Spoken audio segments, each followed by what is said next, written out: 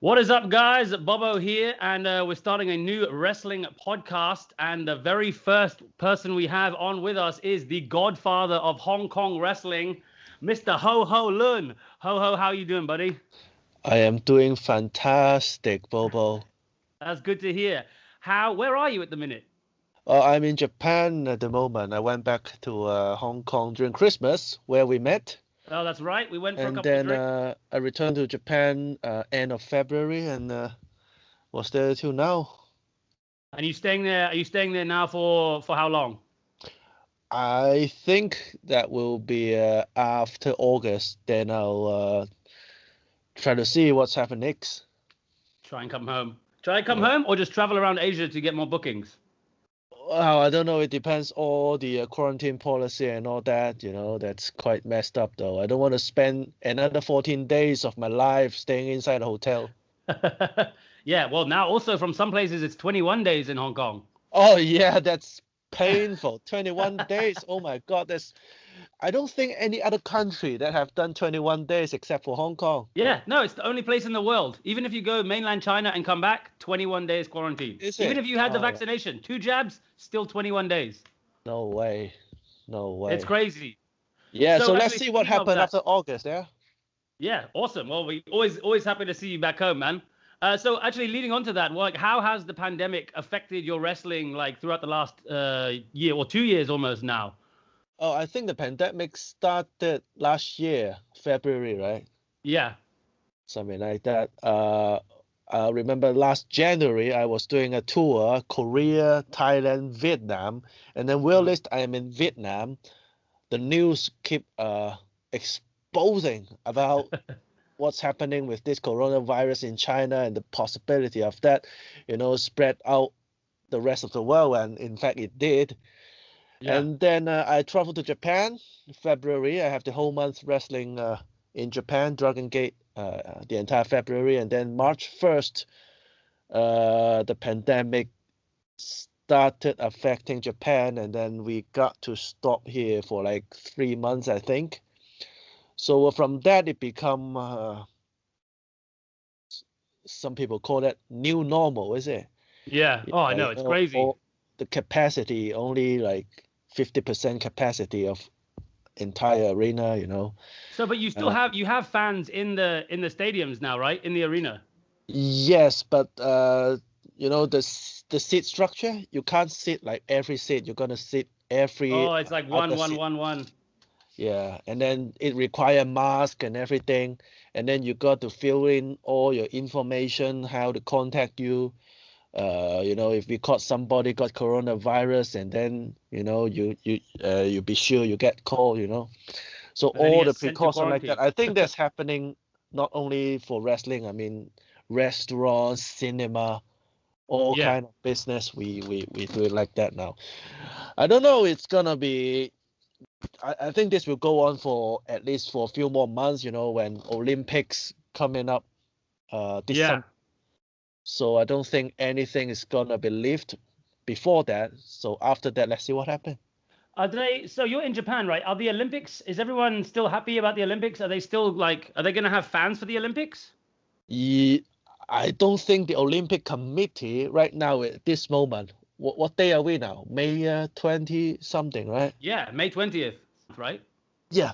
No, 2 months. It's 2 months. supposed to happen mid-July, but I don't Right. think the Olympic Committee still decided yet whether or not they want to run the Olympic. Wow.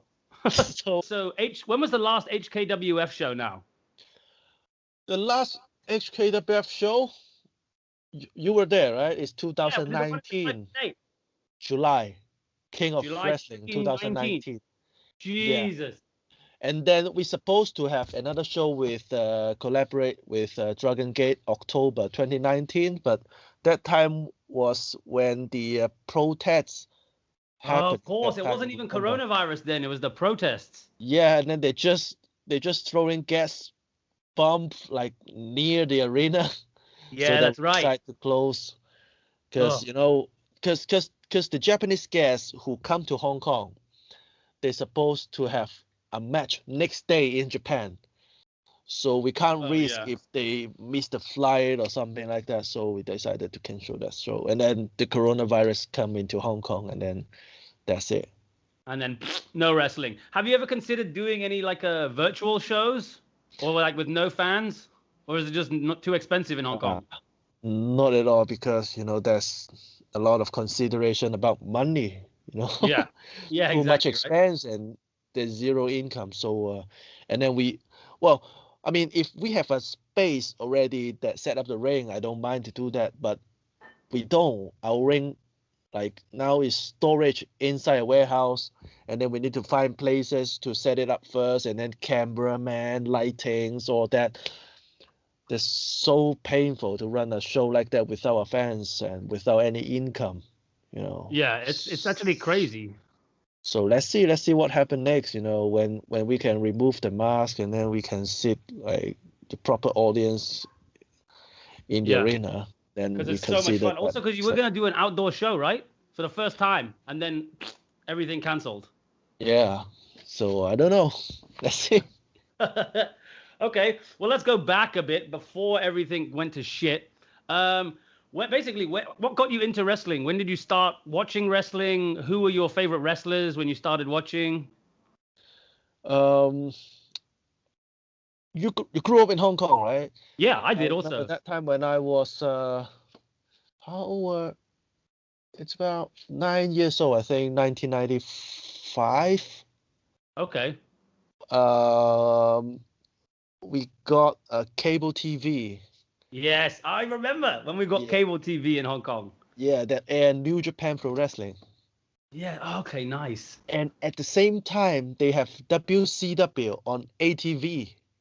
Yeah, at like 2 a.m. or something, right? Was it Yeah, on? something like that. Yeah, yeah, And yeah. then I remember that time, 1995, is where New Japan and WCW got some collaboration things happening in Japan and in America, so Okay. that you basically see the same wrestler in two different channels. And that's when I started was wrestling. And who is your standout guy? Who is your favorite?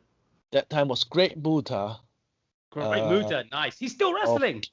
yeah, that That's in New crazy. Japan, and then in WCW that was Hulk Hogan, uh, Wait, but Ric Hulk Flair. Hogan, nice guy Hulk Hogan or NWO Hulk Hogan? I can't remember he's nice or he's not nice, but I remember him. Bam Bam Bigelow. Yes, nice. All that Sting. All the big guys. Yeah. And then so living in Hong Kong, and there was no wrestling here at all, right? Um, when did you decide that you were gonna start training, and like what was your process to do that? How did you get involved? Actually, when I was 9, that moment after I watched WCW, I asked my mom, "Hey, can you take me to a wrestling school or some sort?" And she said, "Sure." She Oh, said, really? "Of course." And then I was in some sort of a random classes the other week, learning some rolls and bumps and shit like that, What? Where was this? In Hong Kong? until I find out there's a judo class. Oh. How long were you in the class before you realized? uh, until I got my, how do you call that? The uniform thing? Oh yeah, the gi. Yeah, the gi. Yeah, until I got my gi, and then, wait, what happened? I thought I'm in a triangle trunk and, spandex or something like that. What is it? And then it's judo class. That's So I was amazing. there for like 2, 3 years, I think. Oh wow.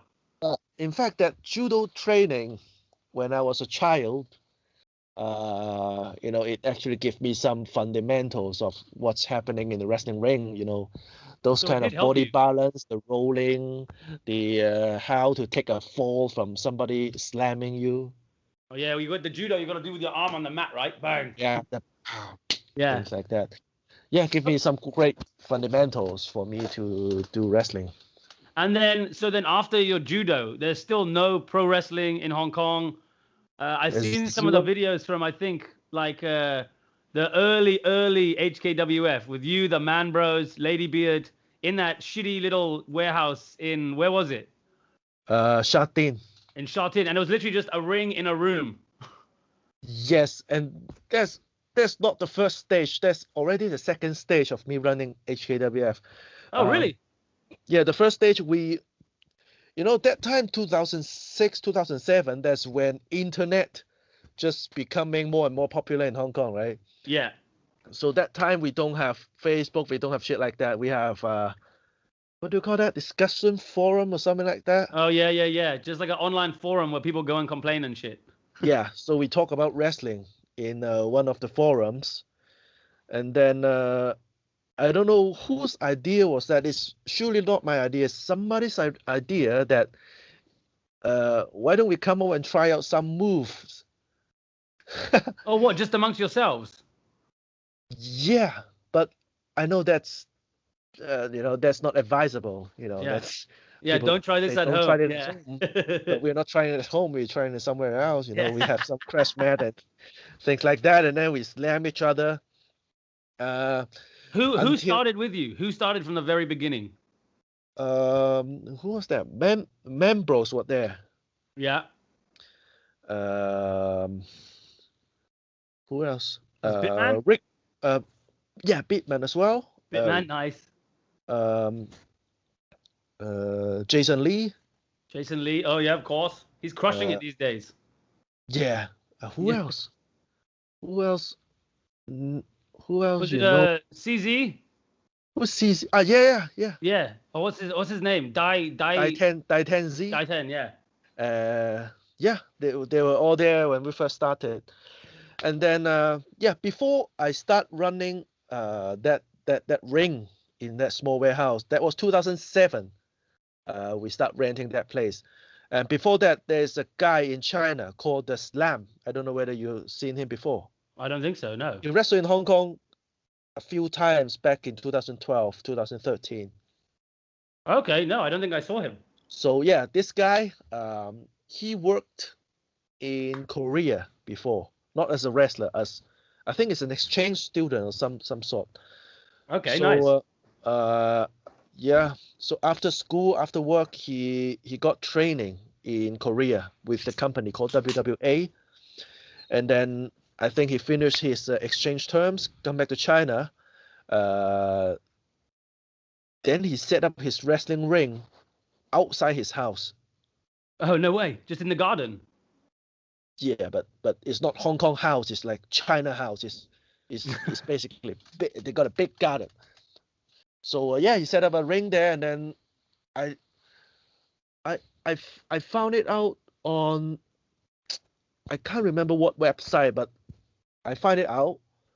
Send him a message, say, "Oh, you got a ring. It sounds interesting. Can I come in and slam by you or some sort?" He said, "Sure." And then that time from Hong Kong to China, the train service are so bad. Yeah. Oh, yeah. You're going up to Lo Wu on the MTR, KCR. Yeah. There's no train service from Lo Wu to his city called Dongguan. Okay. So how long were you traveling? That's not quite long. That's about like 2 hours on the bus. Oh, okay. Oh, in fact, it's only 50 kilometers, but the road work, China roads, road work and shit. And then I went there. That's actually my first time traveling to China on my own. I was how old? 18 years old, 20. Oh wow. Yeah. I was there, get slammed it, and then try to understand how the ring structure worked. Come back to Hong Kong 2007, set it up. So HKWF. So in 2007, how many shows did you do from then? Because there was only like 5 of you guys, right? But I've seen some old school videos that you guys are literally in that shut-in gym, and there's like 5 people sitting in the row because they're so close to the ring they have to sit back. Yeah. We start 2007, 2008, I can't remember. The purpose of that, we have never think about running shows. This is just a place for us, just slam each other. Yeah. Without training.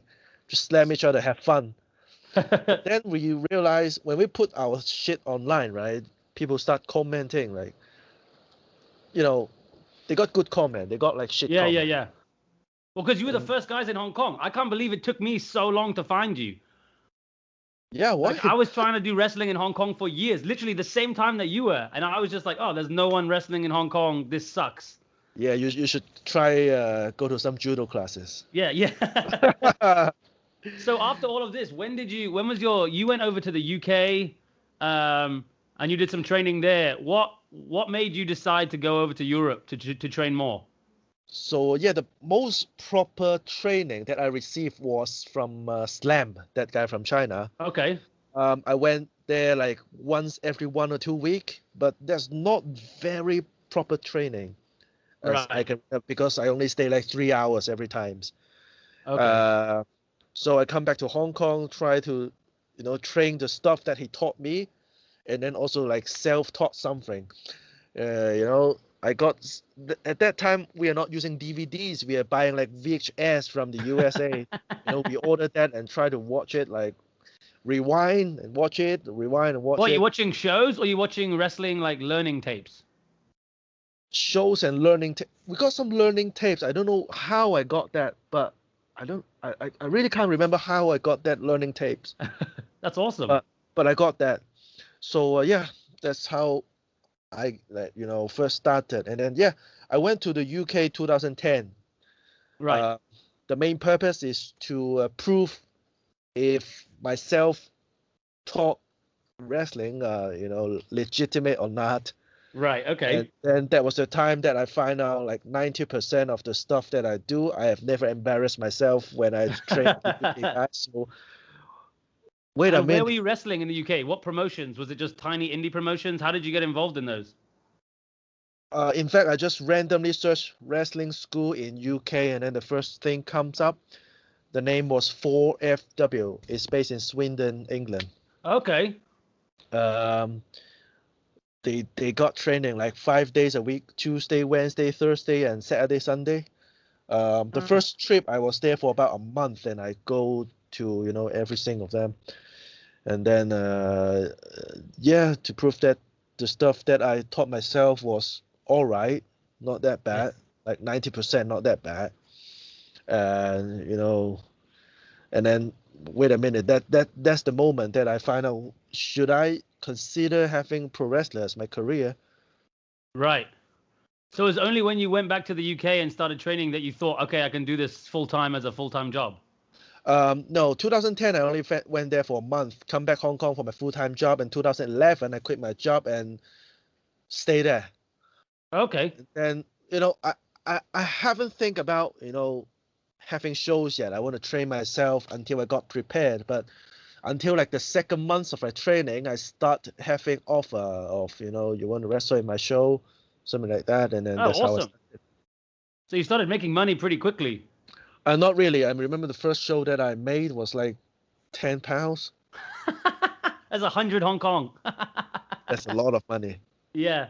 Oh wow, that's crazy. So then then you came back to Hong Kong, and then is that when you started doing the proper HKWF shows? Yes, 2011, and then we do it in Saiwan Hall. What's the name of the arena? Reach Out. Yeah, something like that. I know which one you mean. And was that the one? I think it was with did you have a collaboration with the Japanese promotion? Yes, that time we worked with 01 in Japan. 01, that's it. Yeah, for like 1.5, 2 years, because Jason Lee was there wrestling. So did you guys bring fighters over from Japan for those shows, or is it just that's when we started to bring Japanese wrestlers to Hong Kong. Okay. Yeah. That's awesome. And then from that time, the fans have more expectation, have more and more expectation every time. That's why at the end of the day, we have to bring more and more overseas fighter coming to Hong Kong. Yeah. Well, it's awesome. Now, the last show we were at, you had Tajiri. Yeah. Like some of the New Japan guys. Who's the guys who wear the Rasta colors? The what? Crazy Boy or something? What color? He has like the Rastafarian. So it's like the red, green, and black. And they come out and he had like the braids and he's like, hey, man. Yeah. KZ from Dragon Gate, yeah. KZ, that's it, yeah. Yeah. Yeah, he was awesome as well. Yeah. So then, okay, now we move forward a little bit more. 2016, you get announced in the WWE first ever Cruiserweight Classic Yeah. with Jason Lee, the first two Hong Kong pro wrestlers ever in WWE or China. How did that come about? Like, what was the deal with that? Did you get scouted from one of your own shows in Hong Kong, or was it First while of you all, were in the UK? did you remember the day they announced I am on the Cruiserweight Classic? That was April 1st of 2016. Oh shit! April What does Fool's that Day. mean? What does that mean? And then people start, messaging me, is that a April Fool or something like that? That's And then, amazing. But yeah. how did it come about? Did you get a phone call, or was it like, I remember at one of the last shows, Matt Bloom or Albert or A-Train, whatever, he sits in the crowd, so he's scouting. Was that kind of what happened before? Oh, actually not, back in 2015, I remember, got an email about the WWE is going to run a cruiserweight show, and they asked me if I want to send my videos and background Okay. information. So I sent it over. No feedback for like 2-3 months until like March of Oh, that really? year, and then I received an email said, yeah, we can have you on our show. Let's go ahead and do the visa and things. That's That's how it amazing. Was it the started. same for Jason? Because Jason was also in the Uh, same competition, or did you say, oh, also here's my buddy Jason? not that way, but yeah, we received the email about the same time, and then at 2019 they also run a tryout in Shanghai. Yes. 2019 June. So me and Jason and Bitman and King Michael, four of us from Hong Kong we went to that tryout. Right. So but it's not the main purpose. The main purpose of the tryout is to pick some Chinese guy. Yeah, exactly. Yeah. Because also, who is the guy after the Cruiserweight Classic? You won your first round, right, against Davari, Yeah. and then you lost in the second round. Yeah. But then you were still showing up on NXT in a tag team with what's his name? Bao Zedong? No. Tian Bing. Tian Bin. Oh yeah, that's of course. Yeah. So how did that come about? Like, did you know him, or were they just like, oh, you guys are both Chinese, let's put them together? Well, I think that's the reason. Even though you're from Hong Kong Because and he's from we're China and both it's completely Chinese. different. Yeah, but we are both Chinese, and then we're on the same team. I think that's why we are the same team. But And then on Wikipedia, it actually says, I know we're not supposed to use Wikipedia, but on Wikipedia, it says that you left WWE to come back to Hong Kong to look after your mother and to start HKWF again. yes, I did. Yeah? Yeah, my mother is obviously the first reason that I come Right. back. And then at the same time, there's a job offer from Macau. Oh, There's that's right. the owner who owns a strip club. He want to do a wrestling business. You were there, right? Yeah, in the strip club, In the right? strip club. Yeah. So yeah, that and then that I thought, that should be the time that I come back to look after my mom. And then in Macau, it's only an hour away from Hong Kong Yeah. to do shows there every day. So yeah, What were the crowds like in Macau let's in the make strip that club? decision. The first 2 weeks was awesome. Yeah? Yeah, Busy? quite busy. That's not a big arena. There's only like 100-seat arena. Right. So the first 1 and 2 weeks, we have like 70, 80 of them. But every night, we wrestle there every night. That's pretty cool. So it's good repetition as well, right? It's good practice. Until the third week comes. So the rate just dropped dramatically. There's one point that there's only one fan in the audience. You did a whole show for one guy. We have to call the other stripper from next door to come in to fill in the gap. Seriously? That's amazing. So you did a whole show for one fan and a bunch of strippers. The stripper with shirts on. That's amazing. Yeah. That's awesome. Okay, so then so after that, so what's your relationship with WWE like now? If you asked like, oh, hey guys, I'm interested in coming back, was it open armed, or did you say like, look, I've got to go, and they were just like, get out of here? It sounds like it's like a family business or some Yeah. sort, but it's not that easy. But in fact, at 2019, they have another tryout in Shanghai. I was there. I don't know why I was there, you know.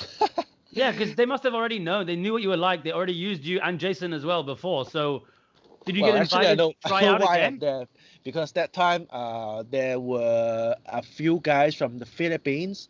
No, is it Philippines? Yes, got Philippines, Thailand, And Singapore, right? I think Statement was Singapore, there. and then a few guys from China, MKW, King of Pro Wrestling, things like that. So those are the people that I know for a long time. So they just invite me, Ho, you're gonna be there to help out some of your friends, to do better job in the tryout. I said yes, of course. So they're so good. They cover me the whole week. Oh, WWE. Yeah, Oh, they cover me awesome. the whole week to be there to just help this guy out. You know, That's pretty cool. yeah. So then also when the last show in 2019, when Matt Bloom was there at the show, did you know he was there, or does he just show up at different shows? Uh, cause that week, that was about like 2 months before the Shanghai tryout. So Matt Bloom is supposed to come to Shanghai to do some preparation work. Okay. So I told him, "Oh, yo, Matt, are you coming to Shanghai?" He said, "Yes. We are running a show like 2 days before you need to go to Shanghai. You wanna change your flight ticket and come to watch our show?" And he said, "Absolutely." Oh, that's awesome. That's Yeah. amazing. I remember walking in with my like bag of like 7-Eleven beers and was like, "Whoa, shit!" Because usually I'm the biggest white guy there, Oh, unless Big he's a Sam big is white there. guy. And then I see Matt Bloom, and I'm like, "Oh shit, you're a big dude."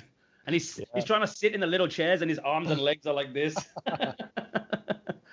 That was awesome. So, do you think any of the other Hong Kong guys like will make a big impression? Do you think that you've grown Hong Kong wrestling to the point where WWE is taking more notice now of Hong Kong wrestling?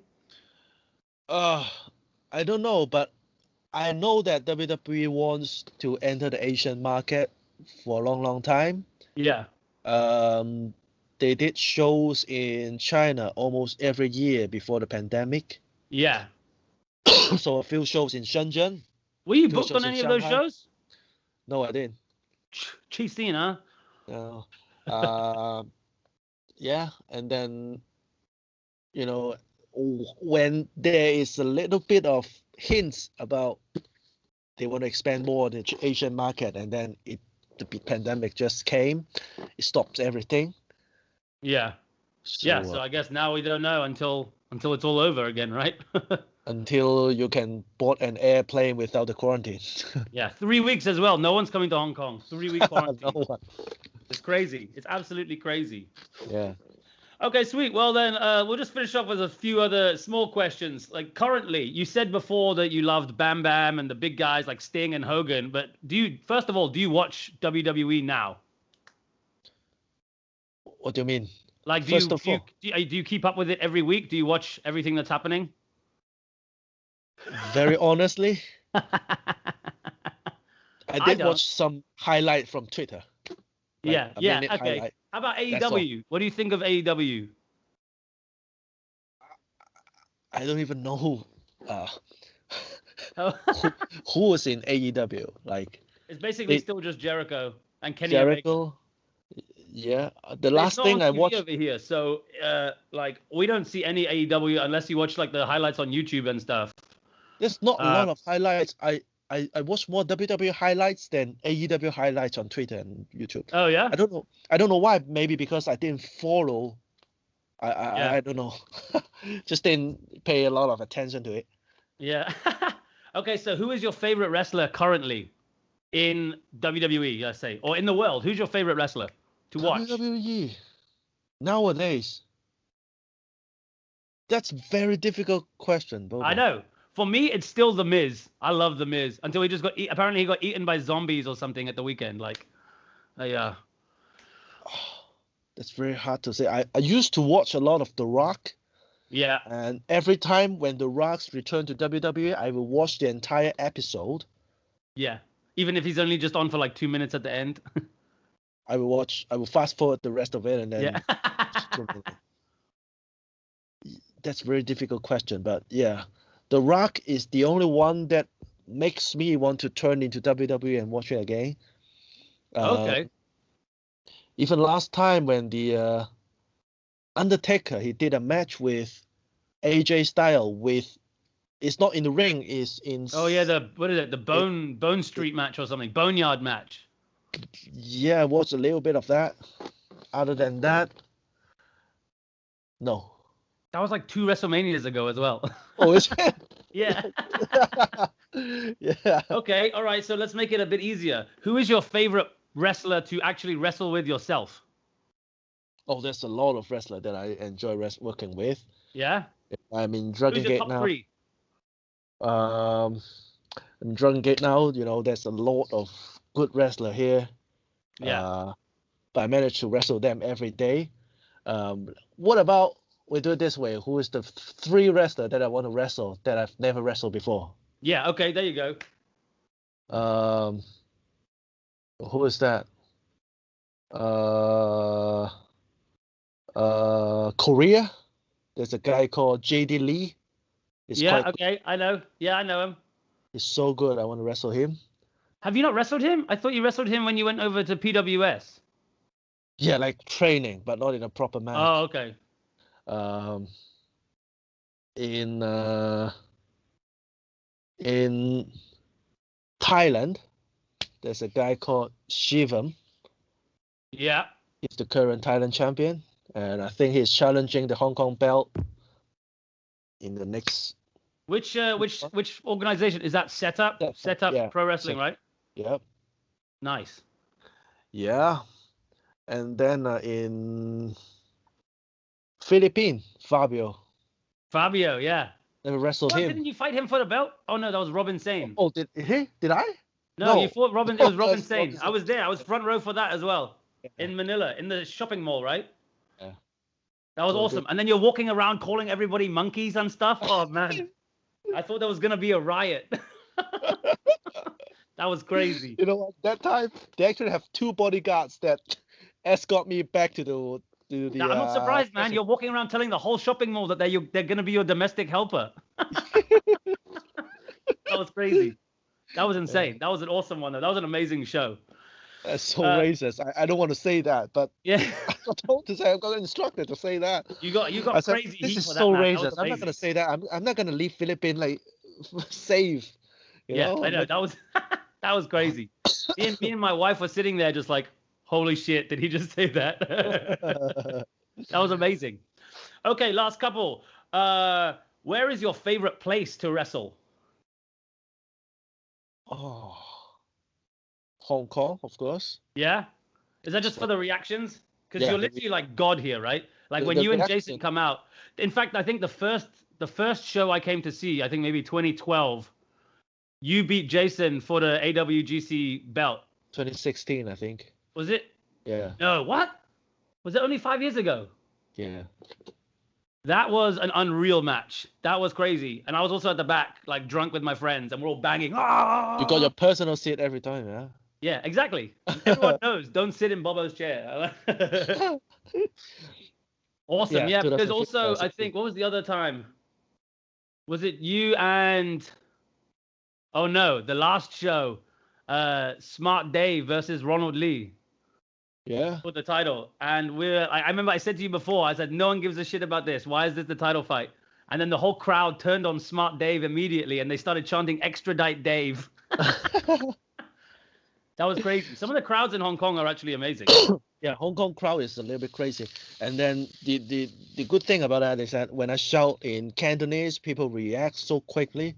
Yeah.